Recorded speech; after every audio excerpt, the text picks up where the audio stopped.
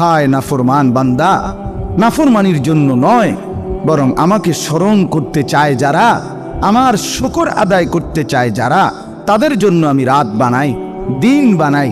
কোনো চোর ডাকাত, মদখোর, নেশাখোর, জেনাখোর সারা রাত উলঙ্গ ছবি দেখে, নর্তকীর নাচ দেখে, জেনা করে, ব্যভিচার করে, অসৎ বন্ধুদের আড্ডায় সময় কাটায়, নারীর সাথে অবৈধ সম্পর্ক করে, ফজরের নামাজ না পড়ে জন্তু জানোয়ার হাইওয়ানের মতো পড়ে থাকে। এই সমস্ত জানোয়ারদের জন্য আল্লাহ তাআলা রাত এবং দিন আনে না। এজন্য না বাপ, তোমরা ছাড়া জিন্দিগি বোঝো না। মোবাইল ছাড়া তোমরা আজকে জিন্দিগি বাইরা ফেলছো, দেহের অঙ্গ বানায় ফেলছো মোবাইলকে। হাই ছেলেরা, হাই মুসলমান, জীবনটাকে একদম বেঁধে দিছে মোবাইল। হাসি, কান্না, আনন্দ, অনুভূতি, আবেগ, বুদ্ধি, বিবেচনা, ভাব, যা কিছু দিলে আসে সব কিছু মোবাইলের মধ্যে দিয়ে দিচ্ছে। যেটা পায়, শাক, লতা, ফসা, দশা, পাঙ্গাস, তেলাভিয়া, বুঝলেন না, লোড়া, বদনা, যেটা পায় মনে হবো। আগে বলতো পশু পাখি না জানিতে আগে জানে মা। আগে গ্রাম দেশে কইতো আর কি, যে বিপদ আপদ হইলে পশু পাখি না জানিতে আগে জানে কি, মার দেয় কলজাত কি হয়ে যায়, খবর হইয়া যায়, মা ছটফট শুনবে। আর এখন পশু পাখি না জানিতে আগে জানে ফেসবুকের আব্বায়, ইউটিউবের আব্বা, তার বাপে আগে জানে। তার খ্রিস্টান বেঈমান, তার বেঈমান তার বন্ধু, খ্রিস্টান তার বন্ধু, ইহুদি তার বন্ধু। এজন্য সে সবার আগে সব কিছুর আপডেট জানাইতে চেষ্টা করে ফেসবুকে, ইউটিউবে। যা আগে সবাই পৃথিবী আগে ওগরে জানাও, মানুষ জানলে জানছে না জান, আগে ফেসবুকে দিয়ে দাও, আগে ইউটিউবে দাও, সব কিছু, সব যার যা কাজ করবার আগে 18 পৃষ্ঠা প্ল্যান প্রোগ্রাম দিয়ে দিছে। উড়াই লাইতেছি, আপনারা দোয়া করবেন। যাচ্ছি, গাড়িতে উঠতেছি, দরজা খুলিতেছি, সিটে বসিতেছি, হ্যাঁ, মাম পানি খাইতেছি, তারপরে দিয়া আপনার জানালা একটু খুলেছি, ঠান্ডা বাতাস লেগেছে। বাহ, প্রত্যেক মিনিট মিনিট আলাদা আলাদা আলাদা আলাদা জানাই। আপনি জানালা খুললে তো বাতাস আইব, এটা আবার কম লাগেনি। এটা একবারে ফেসবুকে দনের কি আছে, এটা গ্যাস লইতে আছে, তেল লইতে আছে, তো মানুষে কি ফানি নি লয় গাড়ি, কথা বলেন না কেমন বাকি মানুষে কি গাড়ি ফানি লয়? তো আপনি গ্যাস লইছেন, একেবারে মোবাইলে দিতেই।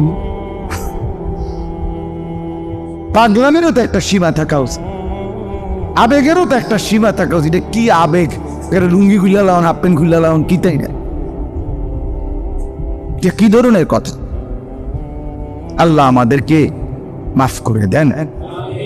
চলেন বাপ, এই জন্য বললাম, আল্লাহকে ভুলে যাওয়া, আল্লাহকে ছেড়ে দেওয়া, আখিরাতকে ভুলে যাওয়া কোনোভাবেই বুদ্ধিমানের কাজ না, কোনোভাবেই বুদ্ধিমানের কাজ। কোরআনুল কারীমের মধ্যে আল্লাহ তাআলা বারবার আমাদেরকে ছেড়াইছেন, বুঝাইছেন। তো বলতেছিলাম ওই কথাটা, যে হতাশ না হওয়া, কি না হওয়া, হতাশ না হওয়া, চেষ্টা করতে থাকা। বাবা মা, ভাই বোন, বন্ধু স্বজন, যার দিলে আল্লাহর মহব্বত আছে, আখিরাতের ফিকির আছে, আপনি অন্যকে বলার চেষ্টা করুন। মৌলানা সাহেব বলতেছিলেন, তো সময়ের কারণে আবেগ তো ছিল অনেক ওনার, কিন্তু তাড়াহুড়া করে বলতে পারলেন না আপনাদের কাছে। আমিও দুঃখিত, আসুন বলতে চাচ্ছিলেন আপনাদের কাছে কথাটা। আল্লাহর কথা ফেরি করা, আল্লাহর কথা বলতে পারা, আল্লাহর কথা বলা, সবাই বলা উচিত। জনপ্রিয়তা, এগুলো ধোঁকা। কারো আজকে হয়তো 100 জন বেশি শুনবে, কারোটা হয়তো কম শুনবে, কম লোকে, এটা কোনো দোষের কিছু না। কথা বুঝছেন না? এটা কিছুই না। আমি একজনকেই বলতে পারছি, এটাই সৌভাগ্য। আমি 2 জনকেই বলতে পারছি, এটাই সৌভাগ্য। আমি বড় বক্তা না, আমার খুব জনপ্রিয়তা হয় নাই, আমারে মানুষে ব্যাপক চিনে না, না, এ তো ধোঁকা, এই তো ধোঁকা। এটা তো কোনো বিষয় না। সবাই চিনছে, আল্লাহ চিনলো না, তো কি হলো? সবাই খুব কদর করলো, আল্লাহ পাক বলল আমি নিলাম না, তো কি হলো?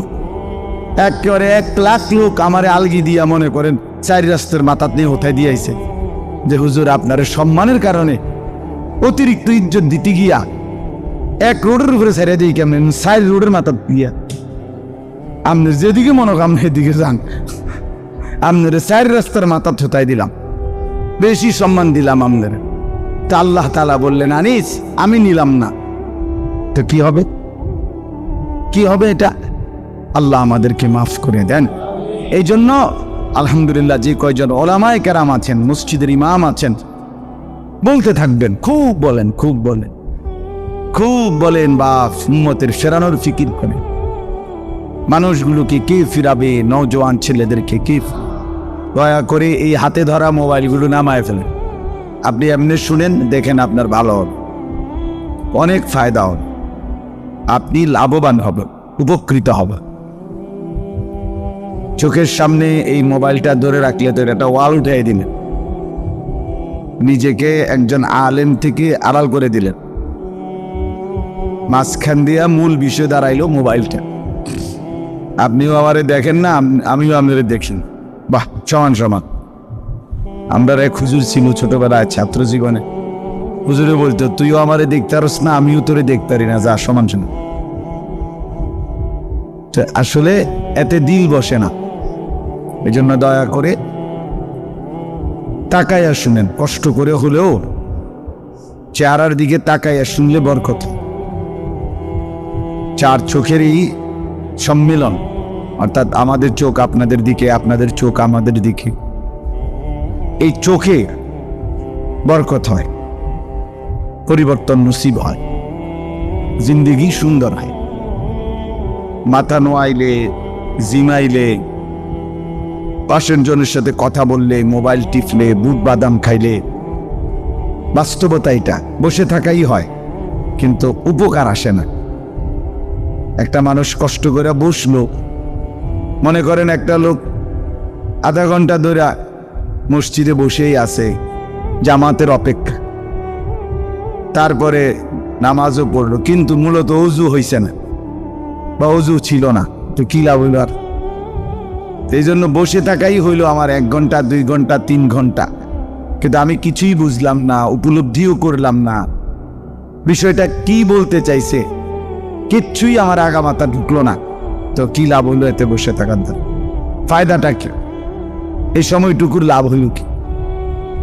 এই জন্য সব সময়টা আমি প্রত্যেক দিন, প্রত্যেক বয়ান এটা বলি, আমি একটু বেশিই বলি এই কথাটা, মনোযোগ দরকার। খামখেয়ালি, গাফেল এই মানুষরা কখনোই উপকৃত হয় না, দুনিয়ার লাইনেও না, আখিরাতের লাইনে। দুনিয়াতেও যারা সফল ব্যবসায়ী, বড় দুনিয়ার লাইনে যারা বড় মানুষের কাছে, তারাও আপনার মেহনত, পরিশ্রমী, আবার বৈধ হোক আর অবৈধ, কিন্তু মেহনত করে। চিটারির রাস্তায়ও হে খুব মেহনত করে, বুঝেন নাই? মানে যেটাই হোক, বৈধ অবৈধ পরের কথা, আগে মেহনত ঠকায় না, পরিশ্রম ঠকায় না, গাফেল ঠকে যায়, বঞ্চিত হয়। এই জন্য হালাল হারাম তো পার্থক্য করতেই হবে, সেটা তো শরঈ বিষয়, কিন্তু যে লাইনে আন্তরিক, পরিশ্রমী, মেহনতি, ধীরে ধীরে তার ওই বিষয়ে সফলতা আসে। তো চুরির উপরে দীর্ঘদিন মেহনত করার কারণে সে এখন 2 আঙ্গুলের ফাঁকে আপনার, আমি ওই দিন এবার রমজানের এতেকাফে আমরা একজন চোর দেখছি, কথা বুঝছেন? তো এই চোরের পকেটে আপনার এরকম একটা ব্লেড দেখছি আমরা, এত পাতলা অপারেশনের ব্লেড, এটা চিকন, ছোট্ট এতটুকু, এটাই স্বাভাবিক 2 আঙ্গুলের মাঝখানে রাইখেই সে চলার পথেই পকেট কাট, মানে কোনোভাবেই বুঝার কোনো সিস্টেম নেই। এটা যদি আঙ্গুলের ফাঁকে থাকে, এদিক দিয়েও দেখা যাবে না, এদিক দিয়েও দেখা যাবে না, এত সূক্ষ্ম। তো সেইটা দিয়া পকেট কাটে কিভাবে, নেয় কেন? তার এটা দীর্ঘদিনের প্র্যাকটিস। তাহলে এই জন্য বললাম ধারাবাহিক এই দীর্ঘদিন কেউ লাগিয়া রয়েছে একটার মধ্যে, সেইটা খুব ভালো পারে, তখন তার মধ্যে আত্মস্থ হয়। আমরাও যদি আল্লাহর কথা আখিরাতের ফিকিরে আন্তরিকতা নিয়ে মনোযোগ দিয়ে শুনি বারবার বারবার, ইনশাআল্লাহ প্রত্যেকের জীবন আখিরাতের দিকে অবশ্যই বাড়বে, ঈমান আমলের নূর আসবে। এই গা সারা ভাব বাবা মা যদি বলে যে জিফু তার মানুষ হইতো না, ছেলেটাও যদি মনে করে আমার এদিকে আর কিচ্ছু হইতো না, তো দুটোটাই গাফেল, বাপ মাও গাফেল, সন্তানও গাফেল, সবাই হতাশ। তো তাহলে আর হইব কি? কিছুই হবে না। না মুমিন হতাশ হয় না, ইমানদার হতাশ হয় না, এবং ইমানদারের জন্য হতাশা কুফুরি। কোন মুসলমান হতাশ হলে এটা কুফুরি হয়। মুমিনের জন্য হতাশা নিষেধ, সম্পূর্ণ নিষেধ। এজন্য শেষ মিনিট পর্যন্ত নূহ আলাইহিস সালাম ওনার ছেলে কেনাআনকে আল্লাহর দিকে ফেরাবার চেষ্টা করছে। শেষ নৌকা ছেড়ে দিচ্ছে, পানি চলে আসছে, তখনও বলছে ইয়া বুনাইয়া রকাম মা'ানা, হে আমার প্রিয় সন্তান, এখনো সুযোগ আছে, নৌকায় ওঠো, ঈমান আন। টানাটানি করছে ছেলেটাকে। আল্লাহ কোরআনে বলেন ওয়াহালা বাইনাহুমাল মাউজু ফাকানা মিনাল মুগরাকিন, সর্বশেষ বাপ পুতের মাঝখানে আল্লাহর পক্ষ থেকে একটা ঢেউ ধাক্কা দিল। এক ধাক্কায় ঢেউয়ের তারা দুইজন পৃথক হয়ে গেল, ছেলেটা ডুবে গেল। তো তখনও নূহ আলাইহিস সালাম কোরআনে আছে সূরা হুদে, যখন ছেলেটা হাত ছাড়া হয়ে গেছে, ডুবে যাইতেছে, তখনও নূহ আলাইহিস সালাম হাল ছাড়ে নাই। এবার আল্লাহর কাছে হাত তুলছে, দোয়া করছে আসমানে আল্লাহর দিকে। আল্লাহকে বলছে ইন্না ইবনি মিন আহলি, আল্লাহ আমার সন্তান, এটা আমার বংশধর। এর দূরে বলছে আল্লাহ মাফ করে দেন, ছেড়ে দেন, বাঁচায় দেন, কিছুই বলে না। কারণ বলছে ইন্না ওয়াদাকাল হক, আপনার ওয়াদাই সত্য, আপনি যেটা ফায়সালা দিয়েছেন, আনতা আহকামুল হাকিমিন, আপনি সর্বোত্তম বিচারক। বাকি আমার ছেলে, আমার সন্তান, আমার কলিজা মন মানে না, এই জন্যই বললাম মন। তো তখন আল্লাহ তাআলা নিষেধ করছে ইন্নাহু ইয়া নূহ ইন্নাহু লাইসা মিন আহলিক। ওই ছেলেটাকে বাংলা বুঝায় বলেন, ওই ছেলেকে বুঝায় বলেন, কেউ কি বুঝেন নাই কথাটা? ইয়া নূহ ইন্নাহু লাইসা মিন আহলিক, হে নূহ, নিশ্চয়ই এটা তোমার সন্তান নয়। ইন্নাহু আমালুন গায়রু সালিহ, এটা বেআমল সন্তান, আর এটা তোমার সন্তান হইতে পারে না, নাফরমান মুমিনের সন্তান না। ফালা তাসআলনি, এই যে কোরআনের আয়াত, তুমি আর চেয়েও না আমার কাছে, সাবধান, তার ব্যাপারে আর বলবা না। তখন নূহ আলাইহিস সালাম হাত নামাইছে। ওয়াহি মানে ডাইরেক্ট ওয়াহি আসছে। এখন আমাদের মা বাপদের কাছে ওয়াহি আসছে যে আমনের ফুতে আর মানুষ হইতো না, জিবরাইল এসে বলে গেছে, তো তাইলে এবড়া নিজে নিজে না হইতো না। মনে 200 বার কইছি হুজুর, এরপরও আর নামাজ রোজা করে না, যখন আর হইতো না। উনি সমাধান দিয়ে দিচ্ছে, সিদ্ধান্ত নিয়ে নিছে যে আর হইতো না। তো এটা আপনার কাছে কোন মানে ফেরেশতা বলছে? জিবরাইল আছে না আসুক, অন্য কোনো ফেরেশতা আইছি নি? কে বলে গেছে আপনার এইটা যে আর হইতো না? হতাশা।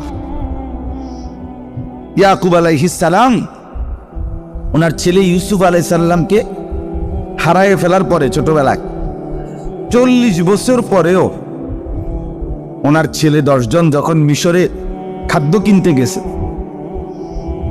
দুর্ভিক্ষের সময়, তখন ইয়াকুব আলাইহিস সালাম ছেলেদেরকে 3 বার গেছে, ওনার ছেলেরা 10 জন ছেলে খাবার কেনার জন্য অভাবের সময়।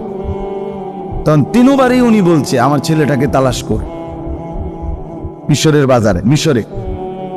অথচ 40 বছর পরের ঘটনা, হারায় গেছে যাই যে 40 বছর, কিন্তু 40 বছর পরেও উনি বলছেন আমার ছেলেকে তালাশ কর। 3য়বারে ছেলেরা বলছে আপনি যে একটা কথা কন, প্রত্যেকবারে একটা বুঝে শূন্য কননি, প্রত্যেকবারে কথা এটা কন।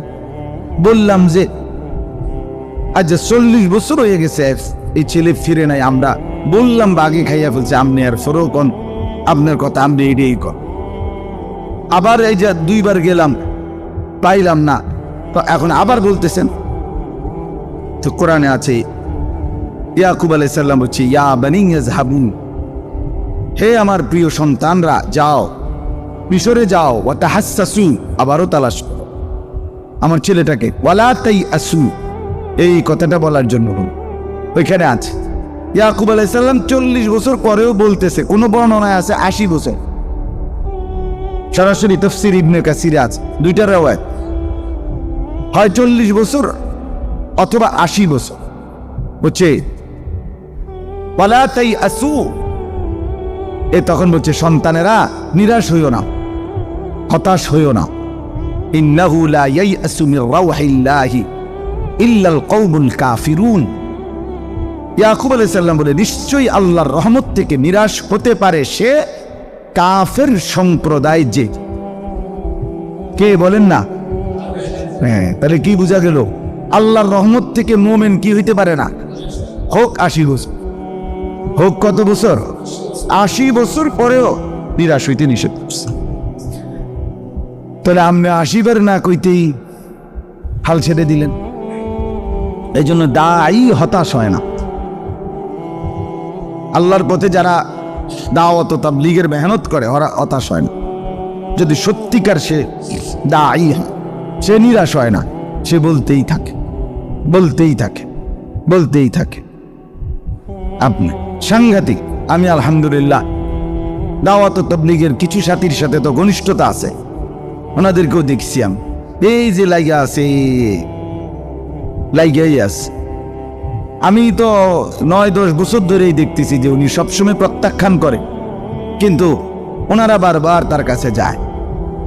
আমি একবার যাত্রাবাড়ি আপনার 3 দিনের জামাতে গেছিলাম, তো আসরের পরে অমুমিক আসতে আমারে কথা বলতে দায়িত্ব দিছে। তো রাহবার যখন এক দোকানের সামনে নিয়ে গেছে, সালাম দিছে, আর এই দোকানদার ভিতরের থেকে সাথে সাথে কাচ্চা হুজুর যান, চেষ্টা করমু। কি চেষ্টা করবো? আমি তো কোনো কথাই কইছি না, বোঝেন না কথাটা? আমি তো কোনো তারে কিছুই কই নাই, মনে হেঁটে আগের থেকে কয় যান, কি করমু, চেষ্টা। তার মানে হেঁটে জানে যে হুজুর দাওয়াত দিব, মসজিদে যাইতে কইব, আর হেঁটে কইব চেষ্টা করমু, এটা কইয়া ফার করে। তাতে বাবুরে কি দরকার, শুনুনের দরকার নাই, এটা বুঝছি তো কথাই ডই। তাইলে এর পরেও সাথীরা বারবার তার কাছে যাইতে থাকছে। ফাজাইলে হজ কিতাবের মধ্যে আছে, তালিমের মধ্যেও আমরা পড়ছি, এমনও পড়ছি। চাচা বাতিজার হজ্জের ঘটনা আছে ওইখানে, সুন্দর। চাচা 70 বার হজ করছে, 70 বার পরে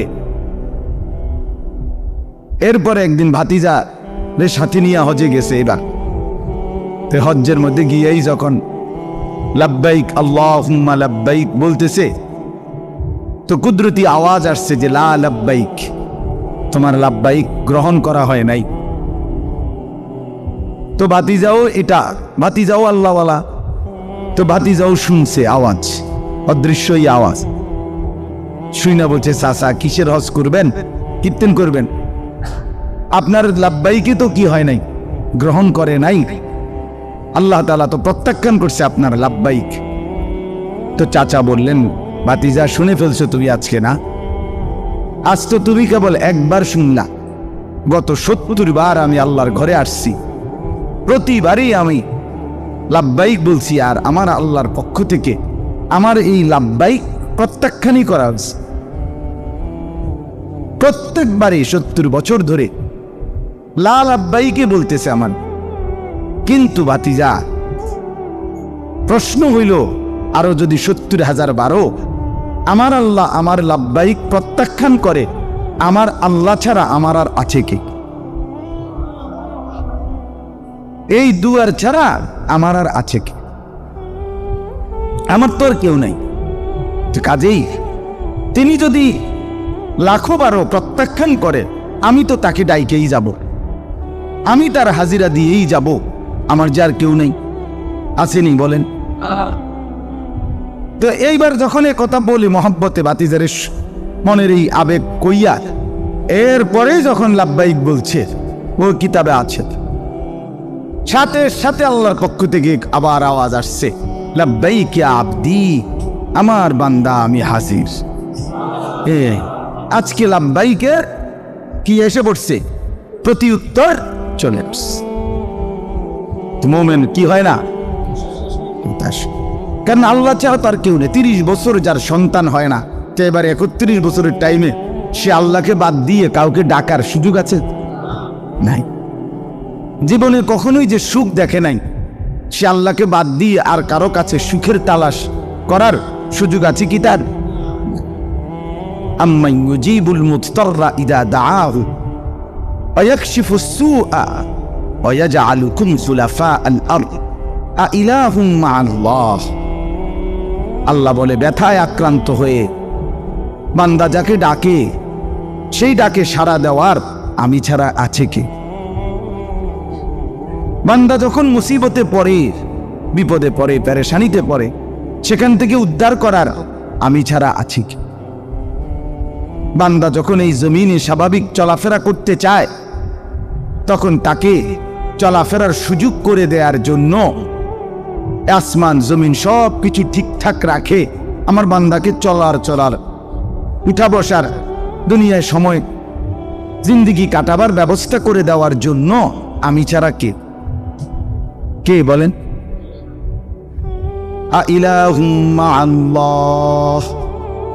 আল্লাহ বলেন, আমার সাথে আর কোনো কেউ আছে কি? আল্লাহই জানতে চাইছে, আইলাহুম মা'আল্লাহ, আর কেউ আছে কি? কালিলাম মা তাযাক্কারুন। এরপরে আল্লাহ বলেন, অথচ তবুও উপদেশ গ্রহণ করে বুঝার চেষ্টা করে কম। অধিকাংশই বুঝতে চান।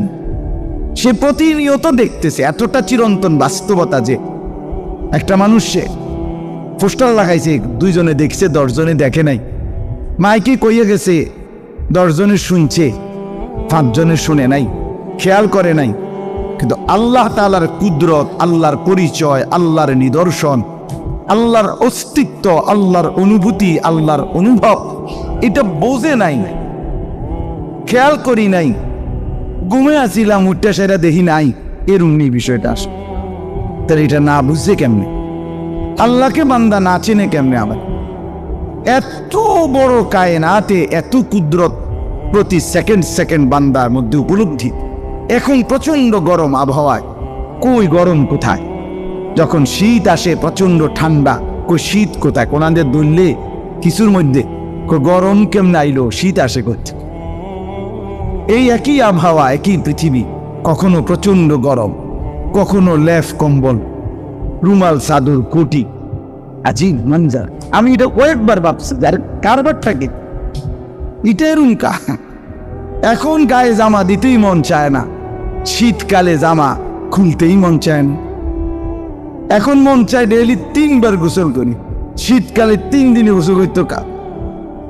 শীত শীত শীত। আল্লাহ তাআলা বলেন, বান্দা, ইউকাল্লিবুল্লাহুল লাইলা ওয়ান নাহার, রাত এবং দিন আমি পরিবর্তন করি। কে? আল্লাহ করেন। আল্লাহ তাআলা বদলায় দেন, রাত বদলায় দিন। হুয়াল্লাযী জাআলাল লাইলা ওয়ান নাহারা খিলফাতান। আল্লাহ বলে, তিনি আল্লাহ যিনি রাত এবং দিন বানিয়ে থাকেন পর্যায়ক্রমে, ধারাবাহিকভাবে, একবার রাত, একবার দিন, একবার দিন, একবার রাত।